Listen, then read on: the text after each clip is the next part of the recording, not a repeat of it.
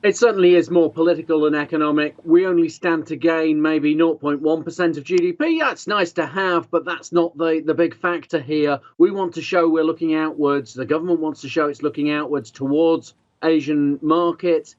These are also many of the countries that are most pro free trade in the global trade system. So there's an alliance part to this as well. So there are good reasons for the UK looking in this way, much more so than the economic impact would have you believe on its own.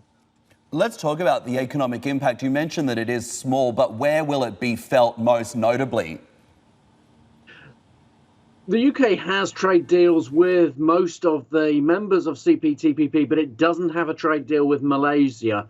And that's a market that the UK has long looked towards to deepen trade ties. So that's of particular interest to the UK. In terms of sectors, the UK really wants to strengthen services sales. It's pretty uneven across the market, but with the growth of the Asian middle classes, the UK thinks that there is a services opportunity there. The CPTPP provisions are okay in services. They're not great, but it may be a platform for deeper relationships in the future.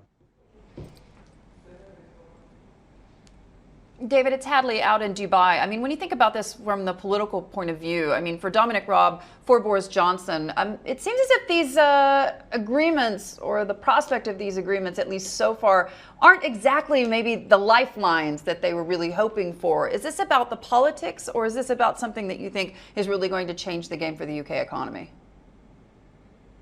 Within the UK, there is a political dimension to this. The art of doing deals is what the government wants to show that it can do.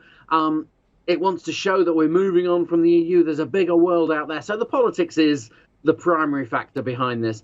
But there's an economic impact as well. They also want to see the economy maybe gearing slightly away from Europe, looking more globally. Whether that's possible, given that you always trade more with closer countries, remains to be seen. But yes, there is an economic dimension, even if it is primarily political.